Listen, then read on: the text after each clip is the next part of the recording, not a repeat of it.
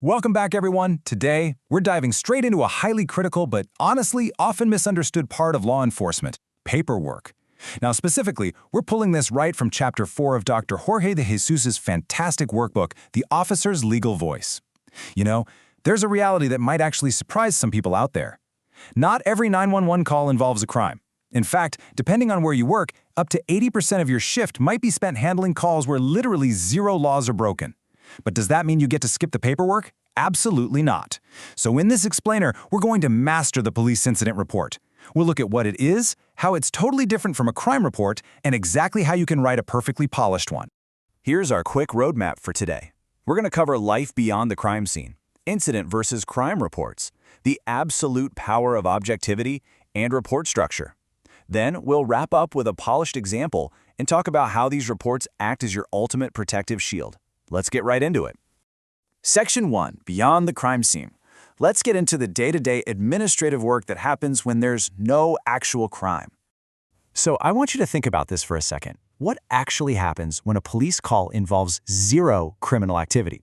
There's this huge misconception that officers only document illegal acts, robberies, assaults, grand theft. But what about a bitter property line dispute between neighbors that's been boiling over for months? Or a welfare check on an elderly man whose mail has been sitting on the porch for a week? What about a wandering toddler? No crime happened, right? But an officer still showed up, investigated, and took some sort of action. And that response absolutely has to live somewhere on the official record. Which brings us right to our core definition from Chapter 4. An incident report is basically a written record of a non-criminal event that law enforcement observed, investigated, or responded to. Even if you don't arrest anyone or write a single citation, this piece of documentation is essential. It upholds transparency, it clarifies exactly what you did on scene, and crucially, it preserves institutional memory. That means if another officer gets called to that exact same house 3 weeks from now, they'll know exactly what you dealt with today. It's like leaving a breadcrumb trail for your team. Just look at the sheer variety of everyday things an officer handles. Mental health crises, found property, civil disputes, missing persons, accidental injuries, welfare checks, the list goes on. None of these automatically involve a criminal charge, but every single one of them requires meticulous paperwork. Look, I get it. Writing reports isn't the action-packed reason most folks join the academy, but it is a massive reality of the job. If you respond to a mental health crisis, for example, your report has to heavily justify whatever actions you took, like making a referral to a crisis team. And that justification has to be based entirely on behavior and safety concerns, not some penal code violation. All right, moving on to Section 2, Incident versus Crime Reports. Let's really break down how these two differ. Understanding this difference is honestly a game changer for how you approach a scene. A crime report documents criminal activity, right? It absolutely has to establish the legal elements of a crime to justify an arrest, a warrant, or a prosecution. It's literally the backbone of a criminal investigation. On the flip side, the incident report documents non-criminal events. Because nobody is getting charged with anything, it focuses 100% on fact-based observations. You don't have to prove legal elements, and honestly, the case is usually closed the second you clear the scene. But please don't let that fool you into thinking it's less important. Since there are no charges, reviewers are going to scrutinize your language even more closely to make sure you are fair and professional. Why? Because without a broken law to point to, your own judgment and impartiality are the only things justifying why you were there in the first place. And that brings us perfectly into Section 3, the power of objectivity. This right here is the absolute golden rule of Chapter 4. Let's look at a quick comparison. Here's a highly subjective example. The mother was irresponsible for leaving the child alone. Guys, this is editorializing. You're an officer, not an armchair psychologist. Inserting personal opinions or emotional commentary completely destroys your credibility. It basically rolls out the red carpet for attorneys to tear apart your judgment later on. Now check out the objective version. The child, age 8, was home alone and stated his mother left for work at 7 a.m. See the difference? This version strictly relies on verifiable facts and direct quotes. It lets the reader, whether that's a judge, your sergeant, or a social worker, draw their own conclusions based on the actual evidence, instead of your personal assumptions. In that same vein, we absolutely have to avoid speculation. I know it's human nature to want to play detective and solve the puzzle.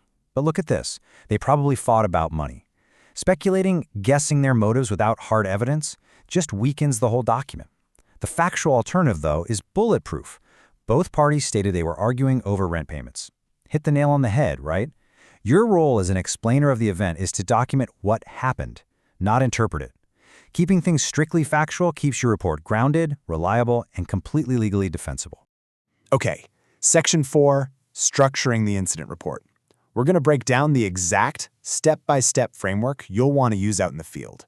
Dr. DeJesus outlines a highly effective 5-paragraph structure. It's chronological, which means it aligns perfectly with how human beings naturally process a story.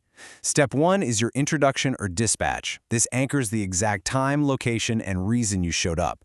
Step 2 is initial observations, painting a picture of what you saw and heard the second you got out of your cruiser. Step 3 covers statements, laying out exactly what the people involved told you.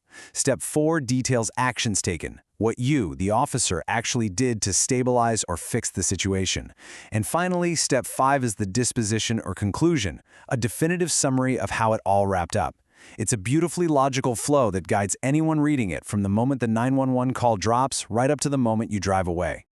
Now, if you're familiar with the text, you probably know the IRAC method: issue, rule, application, conclusion. It's heavily used in legal writing and crime reports.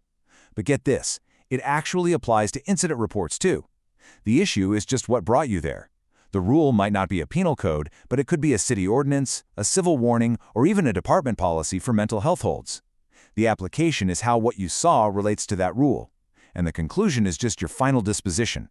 It's a really versatile little trick to keep your logic crystal clear, even when absolutely nobody is going to jail. All right, Section 5, a polished report example. Let's take everything we just talked about and see how it works in a real-world scenario. Picture this. It's 10 p.m. on a Tuesday. Dispatch sends you to a verbal dispute between roommates. There's been no physical altercation, just a lot of yelling. This is a classic civil dispute. It's a super common, non-criminal call that officers handle every single night.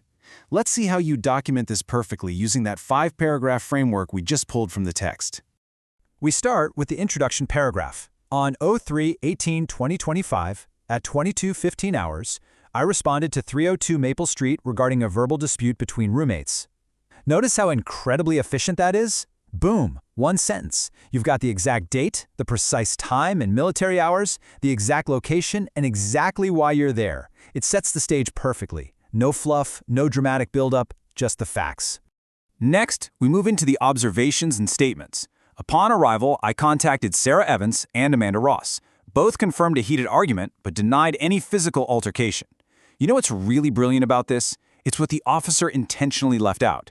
There's zero bias here. You don't see Sarah was acting crazy or Amanda was clearly the one at fault. The officer simply states who they talked to, acknowledges the argument, and legally documents the most critical fact of all, that both people denied physical violence.